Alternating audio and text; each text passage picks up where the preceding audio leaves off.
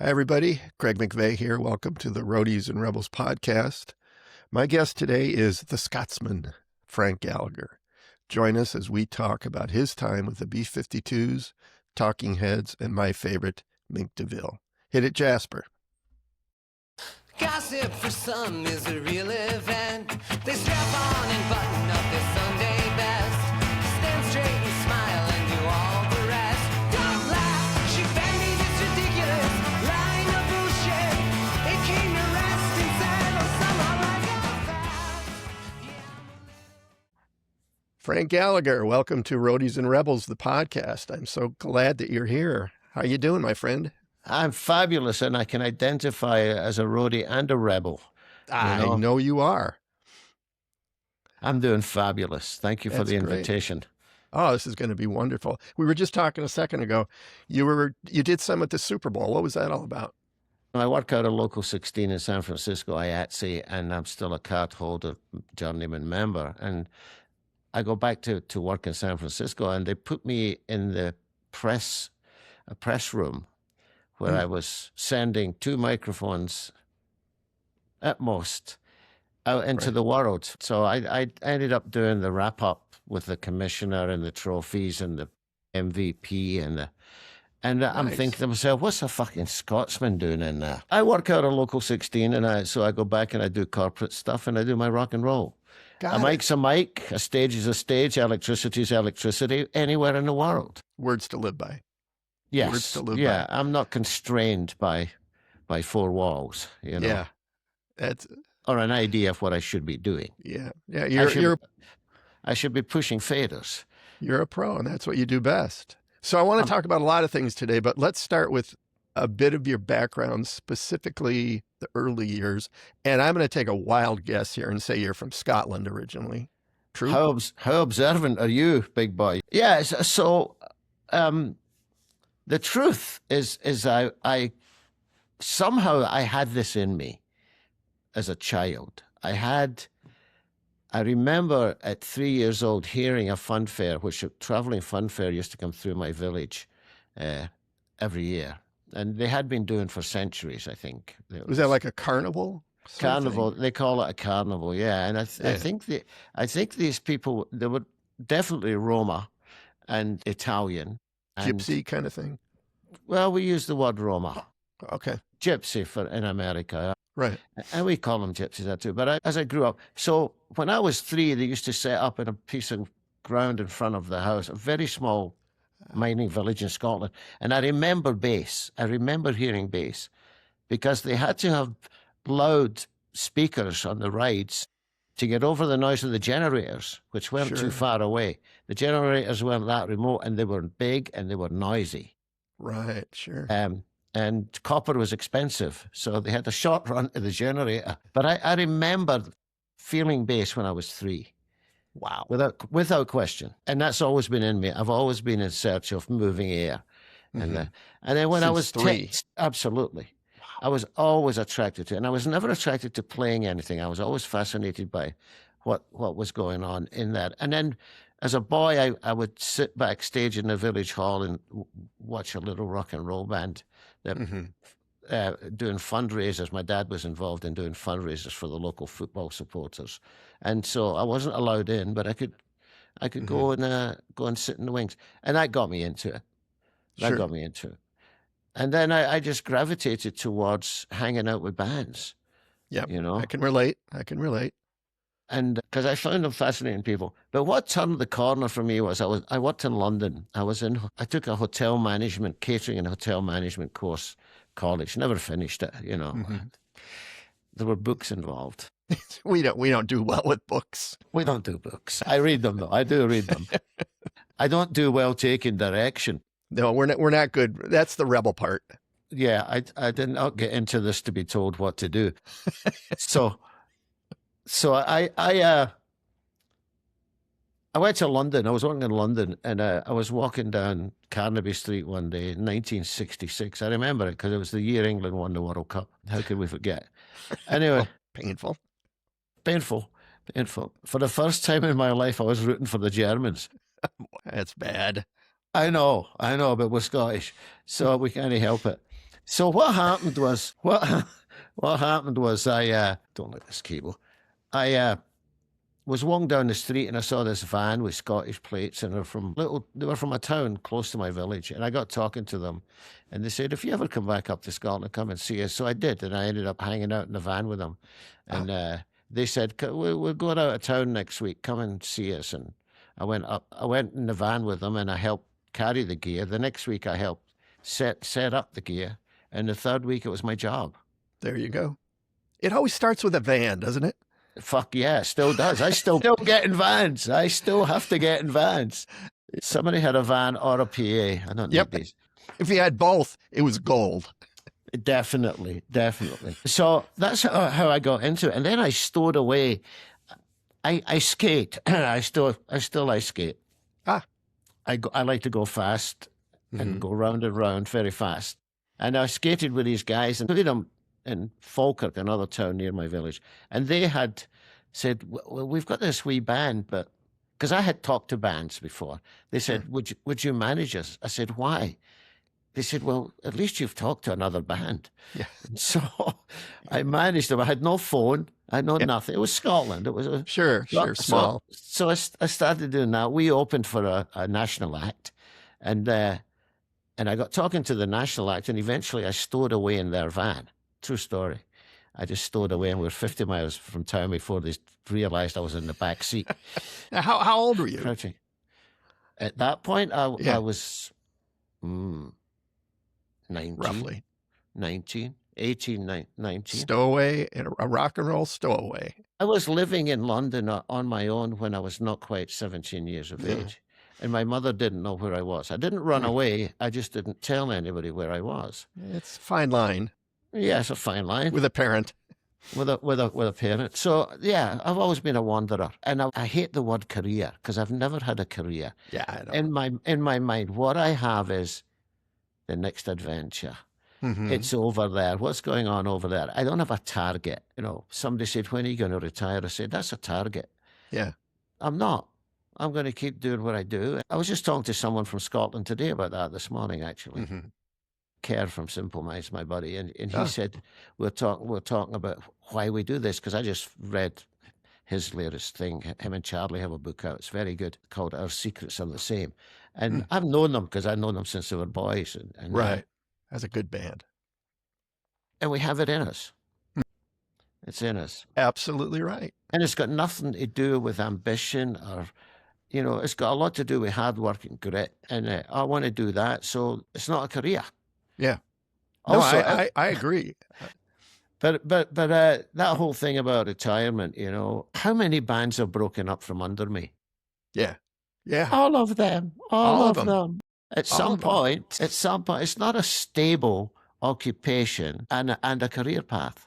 It's just kind of a calling. And that's romanticizing it almost too much. It's just something in you. Yeah. I was that way since I was a kid. I wanted to be around this. I didn't know exactly how or why, but I wanted to be around rock and roll music. I didn't even care if I played. I love the whole thing. And to this day, I still do.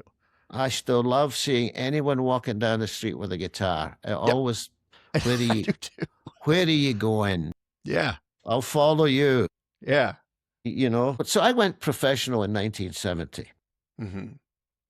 And looking back, I worked for Susie Quattro. Oh, Detroit girl.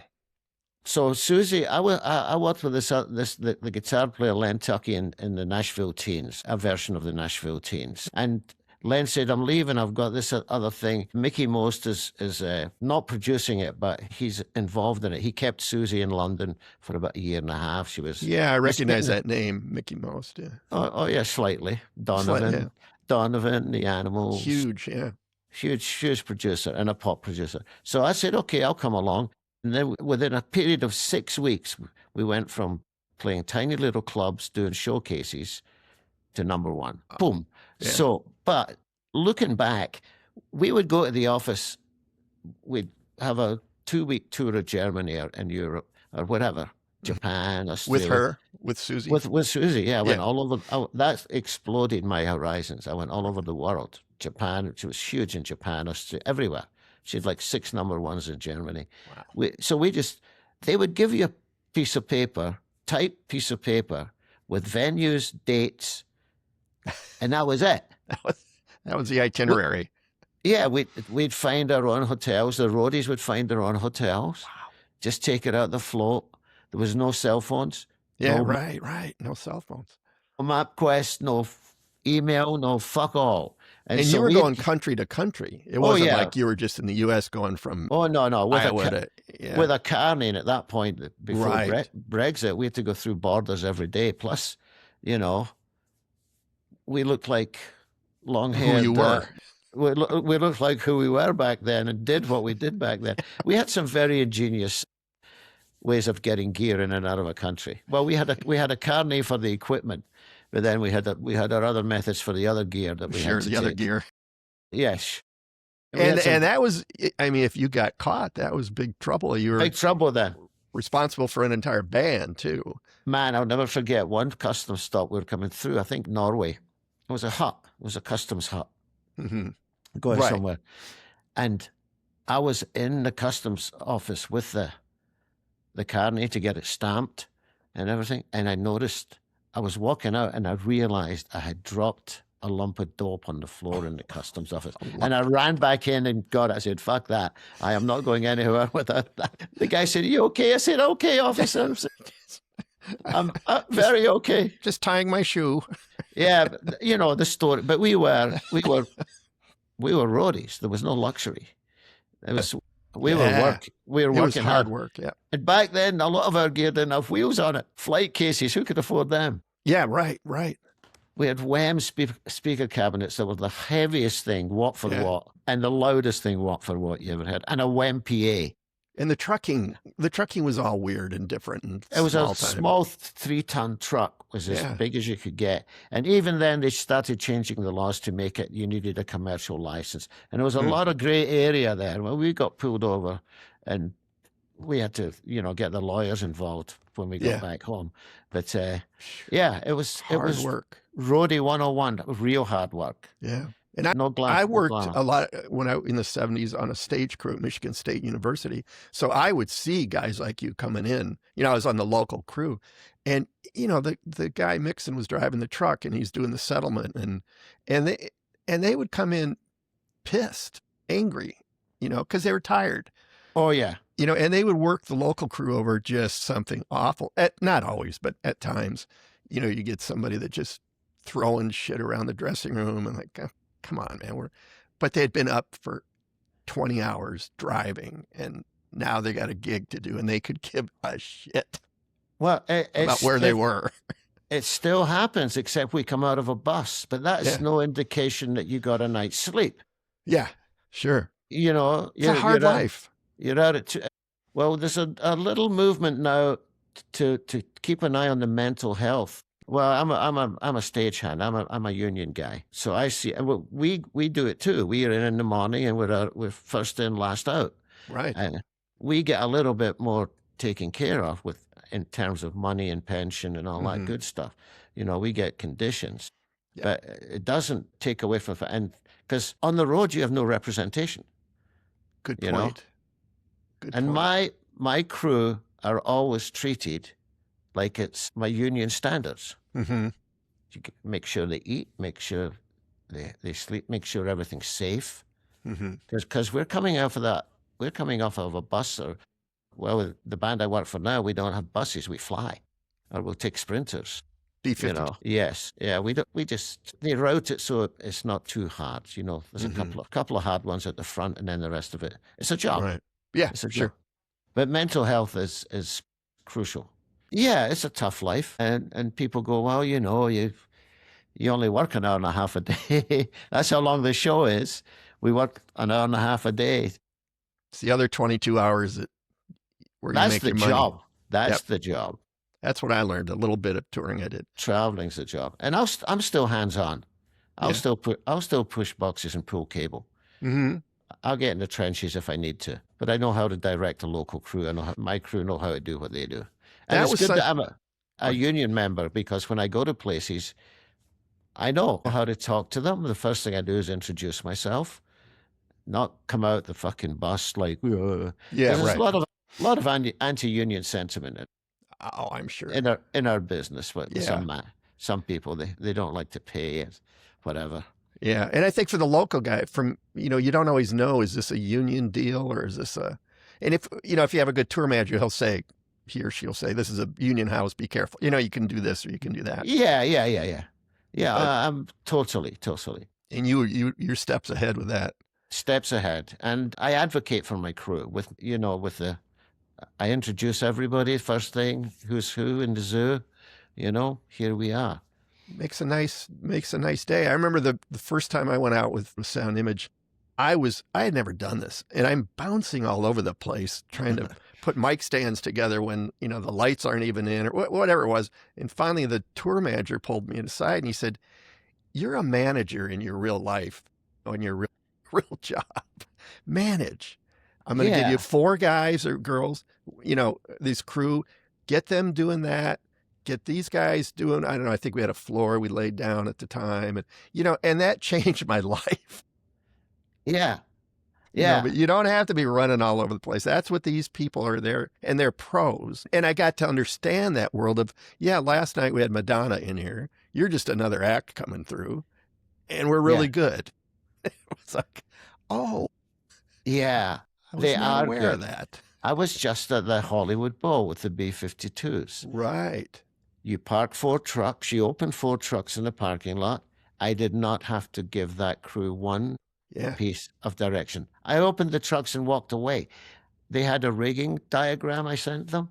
They had a stage plot. Boom. My crew didn't have to tell them to do anything. They knew exactly. That's professionalism. People think we're just truck loaders and cable pullers. We have highly skilled guys. Would you like someone not skilled hanging a few thousand pounds over your head? You know? My God. I mean, I always said people on the road they could drive probably a truck, they can drive a forklift, they can program a digital whatever the hell it is, and they understand math with rigging. I mean, you don't need to go to college. No. You know a lot. It's a thing. Yeah, it's a thing. I remember one time this is all about you, but I'm making it about me, but do you know Stuart Bennett? I think you do. Yeah, I know that name. Yeah, he's a great mixer. He was in Palm Springs with, I think, Tom Petty at the time, years ago, and they were playing at an outdoor tennis garden. And I took my son, and Stuart turned it into a math lesson about arrays and weights and angles. And Jasper learned more about math that afternoon with Stuart putting the rays up, going, see how that's going to bend that way? And that's a 45-degree angle, Jasper. That's what this is. And you can't teach that in school. No. My wife teaches sewing. She has a school. She's a sewing school. Oh, okay. What the kids don't, and she teaches kids clothing, how to make clothing, not crafting or quilting, highly skilled. But they get a math lesson without knowing it. Yeah, that's what this was. Measure twice, cut once. And then she'll tell them, put a 1/4-inch seam allowance here. And the parents come back and go, wow, we did not know. Yeah. There's math involved in everything, especially when I'm counting my money. Being a good Scottish boy. Yeah, I like that. I want to talk about your resume because you sent that to me, and it's huge, and we'll get into some of that. But you had me at Mink DeVille. Yeah. Well, I loved Willie DeVille. Willie was my buddy. Was he? Well, I worked for a little sound company in England called Concert Sound, who got eaten by Claire. They got swallowed.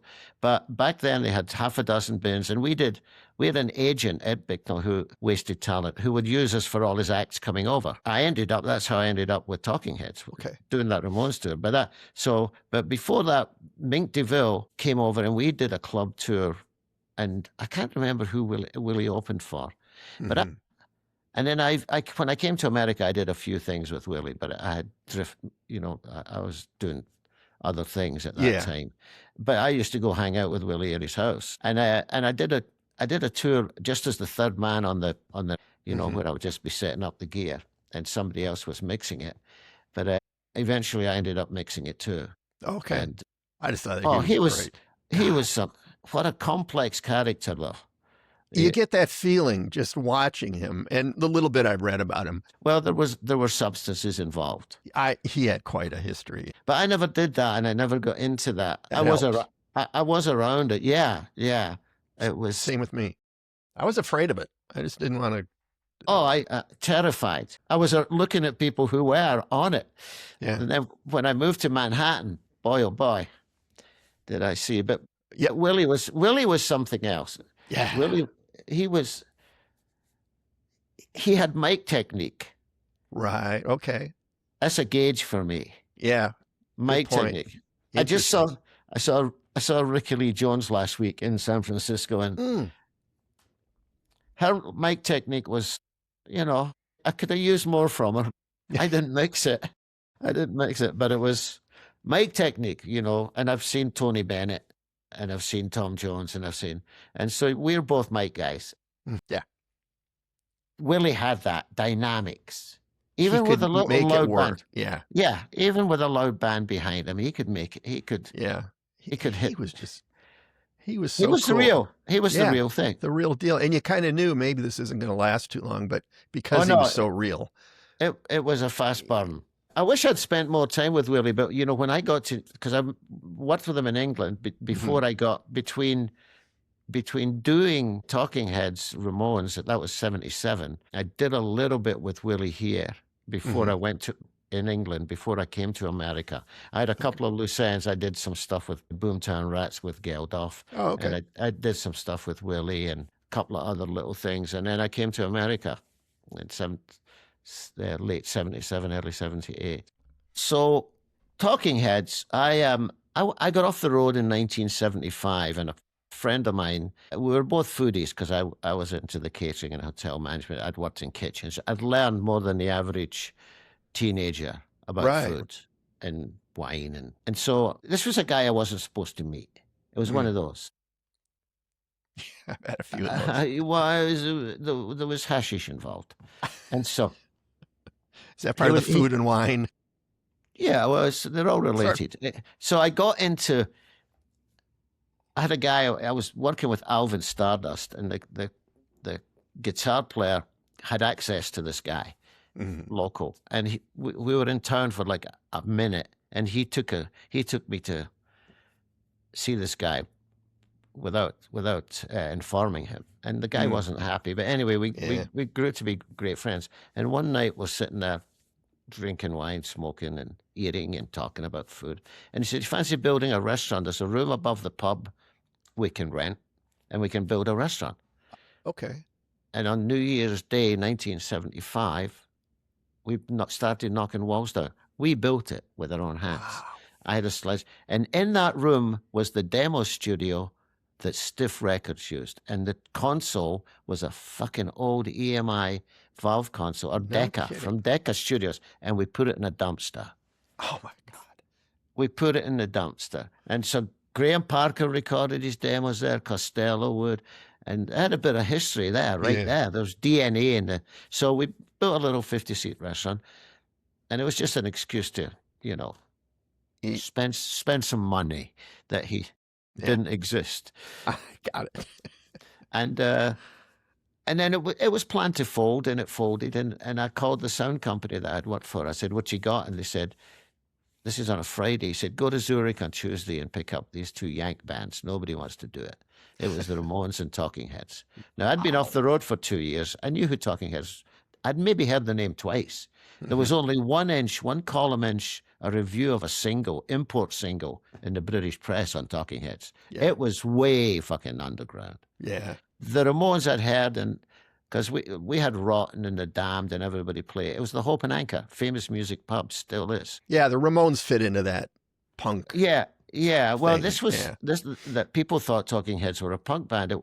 The reason they were there was because Seymour Stein wanted to showcase them in Europe and get them press. So it was basically a press tour, and Seymour funded it. And actually, the band funded most of it. But Seymour gave them $5 a day per diem in 1977. Wow! In Europe, in London, and Paris. I've been to London. Could you be so kind as to... Yeah. Anyway, so I get to Zurich, set it up, knowing nothing. I'd heard a bit of the Ramones. They had a full crew. Everything was late. The flights were late. Sure. Though the show was sold out. Talking Heads barely got a line check. The Ramones got a sound check, all using the same console. So I basically threw up a mix and Monty Melnick from the Ramones, he ran faders. So, and we all used the same mics. So the Ramones just move them around. Moved everything down one, 2 drum kits. So Talking Heads were opening for the Ramones? Yes. Interesting. Yes. At that point, Talking Heads had nothing out in Europe. Okay. That one import single. The 77 record wasn't out yet. It was, like I say, an import. So Talking Heads come out. I don't know their names. I just say drummer, play, bass player, played, piano player, singer. And that's how they conducted the sound check. And I continued to do that throughout my time with them. I never used their names. I never used their names very much. Wow. And yeah, the drummer singer. The drummer still calls himself the drummer. Sound check, basically, I didn't get a song out of them. I just got a line check. Doors opened, boom, flooded. 5 minutes later, 10 minutes later, talking. I didn't even get time to eat. Talking Heads are on the stage. First song, I'm just getting some levels. My head was down. Second song, I'm beginning to get a feel for it. I kind of look up. Third song, the hairs on the back of my neck. No kidding. Wow. And I went, what the fuck is this? And so right then, and I didn't even think about it. I went back after the show and said, I have no idea what's going on here, but I want in.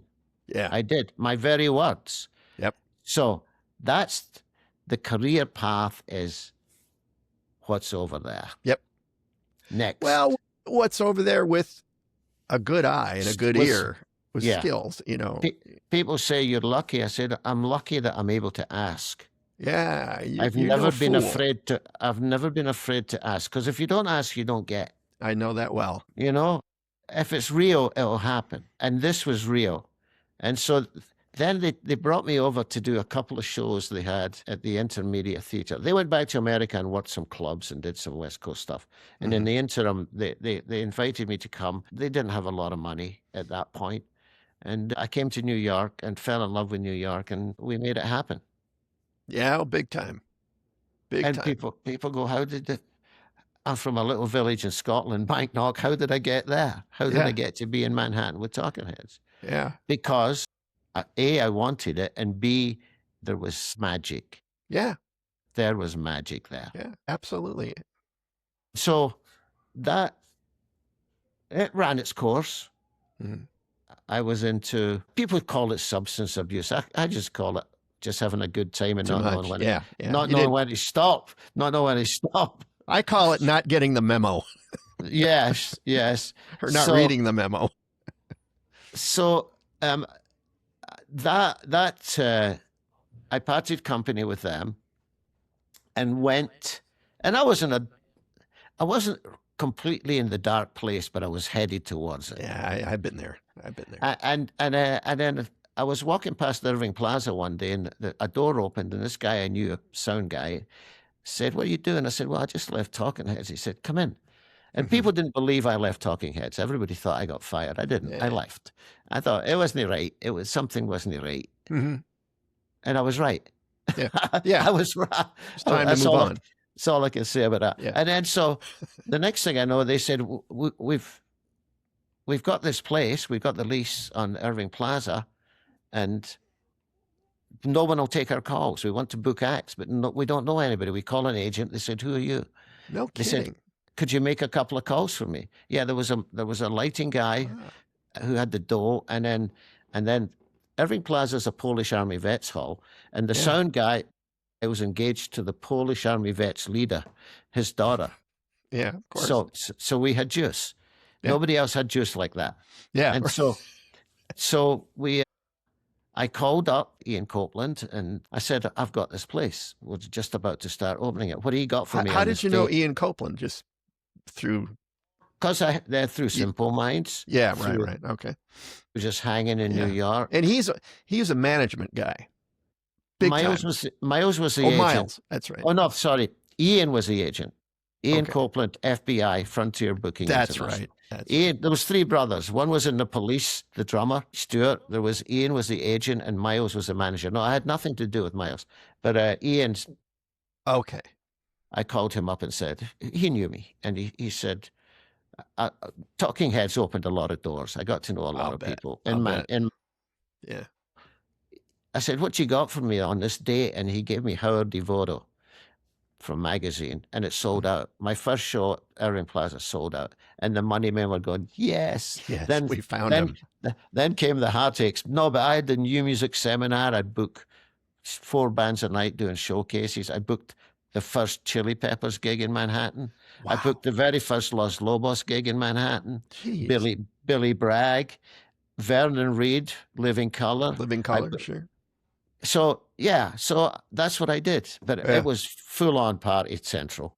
I've been in there. When I was at Crest, we went in there quite a few times. Yeah, it's a beautiful room. Yeah. A beautiful room. And we restored it. We put sprinklers in, but we couldn't compete with the big boys. We couldn't Right. compete with, at the time, it was Ron Delster.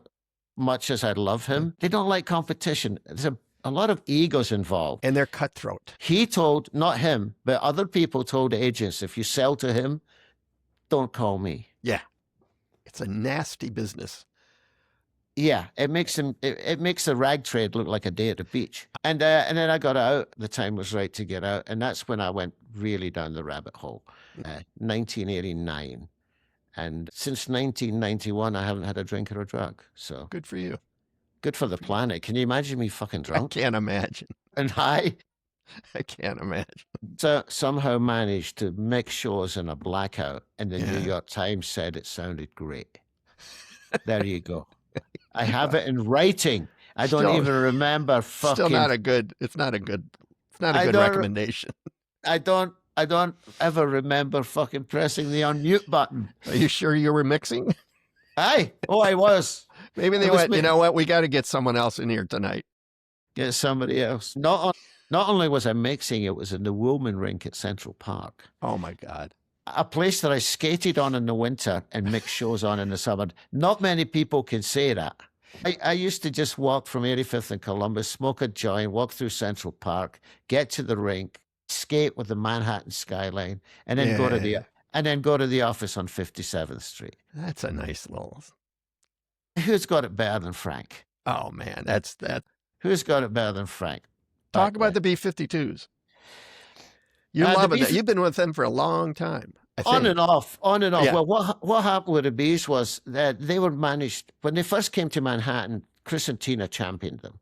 Mhm. Chris and Tina fought From to get Talking them. Heads. Yes, Right. to get them a record deal, Okay. and they had to really bludgeon Chris Blackwell into signing them. He Yeah. didn't get it. It's something I think initially you had to get. Very different. Right. And at then the time. they caught on because what a lot of people didn't know was at that time, the underground gay press in Manhattan was very strong. I didn't even know about it, Uh-huh. you know, because at that time, a lot of people couldn't be out. Yeah. Oh, I see what you're saying. Yeah, absolutely. And so the underground gay press in Manhattan broke the B-52s. When I Southeast met them, Georgia. they were thrift store poor. Yeah. You know, so they were eventually Gary Kerfers picked up management for them, Got it. Talking Heads manager Right. at the time, and so they would open for us. You know, they would send them to Europe. They'd send them to Europe to open for us. They'd open for okay. us. They opened for us at Central Park. They opened, you know, so we should take them around Mhm. and then so I got to know them. Yeah. And I never worked for them because I was always doing Talking Heads, and then when I went down the rabbit hole, I was back in London in like 89, 90, and they were playing in London, and I went to see them, but my employment prospects with them weren't that good because they remembered the old Frank who went down the rabbit hole. Yeah, yeah. And I had a lot of baggage. So what happened was I was Chris and Tina called me up to do Tom Tom Club dates. Oh, right. I remember that. They were an occasional thing, the Tom Tom Club. Mhm. And so we opened for the B-52s. And as the opening act, you know, I just had to eat humble pie and Yeah. take the 3K with one reverb Yeah. and maybe one or two compressors, Yeah. a couple of 190s. So, and the B-52s had a 4K and everything. This is back. Mhm. So in the 90s. So after the show, the B-52s then manager Bradford Cobb came and said to me, "How come your band sounded better than mine?" Oh, I said, well, I had less gear and less sound check, so I suppose it must be me. He said, "Can we steal you?" He said, "Can we steal you?" I said, "No, you can purchase me." So that's how I got back in the fold. I road managed, mixed and production managed, and was a tour accountant. All of it at one wow. point. Yeah. Some bands you can do that with if they're not high maintenance. Mixing them is fantastic. They Right seem now, great. the singers sing like they sing. There's no samples. There's nothing. Nothing. Wow. I won't work with a band that's bogus. I will not. I just So want. they're all live singing? They're all live, completely live. We've got some little percussion loops that go under, Yeah, sure. and they're there, but nobody knows they're there. I use one reverb for everything on stage. One little reverb, no gates, Yeah. Interesting. none. It's Man. all real. Well, let me ask you, that takes me to my next thing that I want to ask you about, and this is a loaded question if there ever was one. Talk from your heart or tell me to shove off. What is your feeling about these artists that are very old that continue to perform live? We made this industry. I worked with Buddy Guy for 8 years. Buddy's still out there. He's still out there, yeah. I've had conversations with Buddy and BB King in airports at 5 a.m. Yeah. They don't need the money. Well, that's my question. Part They of my don't- question. Yeah. It's what we do. It's what we do. Like, what would Keith Richards do? Yeah. Sit at home and noodle? Yeah. No, this is what we do. We made this. We, being our generation, Right. made the live music, being vaudeville and everybody else before us. You know? Do you ever feel like, and maybe I'm talking more about singers, that Yes. can't hit They those can't hit notes? it. Yeah. Yeah. I mean, what do you feel about? I mean, it sounds They like have- you're. They have to feed their families, Yeah. but they shouldn't be playing at a level where a lot of people are seeing them. Well, that's kind of what I'm getting at, Yeah. and it varies. And I No, and I there is a cringe factor. yeah. That's my gauge. Is Am I hello. cringing? Cringe factor 12. Oh, the Scottish judge has given him a 2. Because I sometimes, and I'm in awe of singers. I can't carry a tune to save my life, but that's where, like you say, the cringe factor. And I watch Paul McCartney thinking it's terrible, and I love Paul McCartney, and the band is right on, and Oh, it's yeah. fucking Paul McCartney, and it's cringe. He's getting there. Yeah, he's getting there. I'll see Daltrey, and he kind of sells it like, I may or may not hit this note, but I'm going to, you have that feeling, I'm going to take a run at it. That's kind of the Who mentality of, you know, Yeah. I'm going to beat myself over the head with it. And then you see others that just think, why don't you just give it up? But I think it's ego, it's money, it's what they do since they've done it since they were 14. Yeah. Yeah. It's fascinating, but I like to ask that question out of respect, not, like, oh, Yeah, that's that's so it's a loaded question because you feel like the guy needs to pay his mortgage, the girl. But the B-52s, they take it seriously. and they're delivering. The thing about being a solo singer is there's you. With Yeah. the B-52s, I've got 3 singers, and nobody can make that blend except them. Yeah. You can put a ringer in there for any one of them. They will never hit it. Yeah. They will never get that blend. That's what you come see us in Vegas. I will, yeah. That's what apart from that, the body of work, the Mhm. songs lend themselves. It's fun. Yeah. It's not navel gazing. It's not deep. It's not a guitar. Absolutely fun. Yeah. It's not a guitar. I don't think there's a guitar solo in the B-50. I have to pinch myself going, am I getting paid for this? Yeah. Because I'm laughing. Yeah. I'm laughing with the audience. I'm Yeah. smiling. Nobody ever leaves a B-52 show unhappy. I have And not you had get the one feeling that person. those 3 are sharp. They've got a good sense of humor. I mean, that's how they convey it. And they're kind Oh of yeah, witty, like, that was clever. it's real though. It's Yeah. real. But I also mixed Skunk Baxter, and I did a show at Yoshi's in Oakland, Wisconsin. I got one guy who was yelling out, giving me notes, an audience member. No. And he came up to me at the end, and I threw a fucking $10 bill at him. I said, "Here's your money back. Now fuck outta off." here. Yeah. I If thought there's- Skunk if there's was one- great.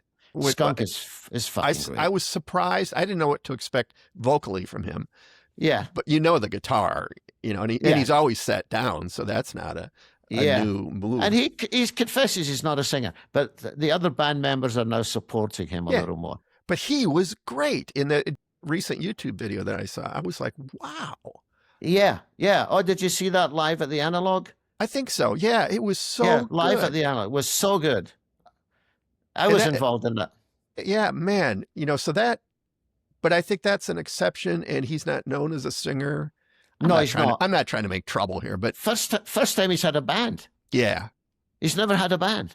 yeah, First time in all his career. He's always been really a high- good. He's really good on stage. Funny, talking Ricky, about don't stuff. lose that number. That guitar solo, and Ricky, don't lose that number. I like that one. But yeah, But it's just what it is, and we're all getting old, and they get old, and what are they supposed to do? people come for the songs. Yeah. They come for they come to childhood memories. Yeah, but they also want them to sound somewhat like they remember them. And that's a problem too. They want them to sound too much like they remember them. Yeah. It's never going to happen. Those songs are written for 20-year-old singers, those high tenor rock and roll, Yeah. things. It can't be done. You can't restring a voice like you can a guitar. No. But it's an interesting topic anyway. I don't think there's any right or wrong. It's just I put their voices. I never have a problem mixing voices. mhm.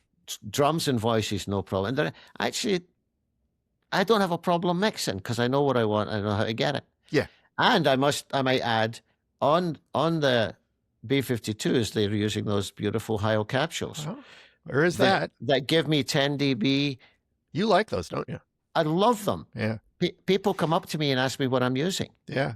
because the vocals sound so good. Yeah. That's cool. That worked out And really a lot well. of people, how do you get a vocal sound? I push the fucking fader. Where it and I says singer. And I keep everything else just under it Yeah. if I need to. People want to hear the sound, the words, and And also, I know what to do with bass. I know what to do with low end. And people leave home to feel low end. they want They to hear that can't little do that boom, at boom. home. They want to feel it without shaking the neighbor's walls. Yeah. But that's the excitement right there. I mean, That's the excitement. People, that's what makes yeah, it different than a record. Yeah. Yeah. And I've always made that point. People go, well, for instance, with Talking Heads, I got more songs about buildings and food. I got the record. Maybe I'd heard some rehearsals for the songs, but then it comes back from the studio. I don't try and emulate the studio. Yeah. I deal with what's on stage. It's a different world. If it's not on stage, exactly. But some guys try and get that down to with The the Eagles record. were always that way. Fuck that. Yeah. Yeah. That's sanitary. That's too sanitized for me. Yeah. I'm real. Yeah. You know. Are real. We got to wrap this up, but talk about Aye. your podcast because I like that. It's called Soundman Confidential. Yeah, I got that. The name came to me on the toilet. What happened was I was working on a wee bit. You of a heard it book. first here, folks. I tried to get. I was working on a book, and then COVID came up, and so I was interviewing people, and I had a writing partner, a Scotsman, who's a published writer in San Francisco, Alan Black, and Alan would I would record stuff and send it to him, and he would transcribe and edit. Then one day, very early on in the process, like week one, I think I interviewed Mickey Lee for the book, who was on that Ramones Talking Heads tour. He's Joey's brother. So I interviewed him just to get a bit of color for my editor. And he said, "You're good at this interviewing stuff. This should be a podcast." I went, okay. 2 days later, I've got a little Zoom Live digital mixer with a mix minus built in to my phone. Right. For the call. To my phone. I have a laptop, a desktop. I've got two PR40s that I purchased, by the way, and but you're not bitter. I'm not bitter, and a Scarlett. And so I got David Byrne's number. I hadn't had David's Byrne. I got his number somehow. You know what I mean? Oh yeah, I got of course. and I cold called him, and I said, "Listen, I'm doing this book. Gutsy move. I'm doing this book, and I'd like to talk to you about it. Can we make a date? And in the meantime, after we decided to, this was before we decided to make it a podcast. So I made a date with him a week later, and by that time I was all set up. And I called him up and said, hey, by the way, David, I'd like to run tape on this and make it a podcast, a little talk here. Will you sign a release? He said, sure. So I got bitten. There you go. And I was off and running. Yeah. It's been great, my friend. Thanks so much. Thank you so much. Hey, we'll see you in Vegas. We'll come out. Fuck yeah. Let me know. Yeah. All right, Let brother. me know.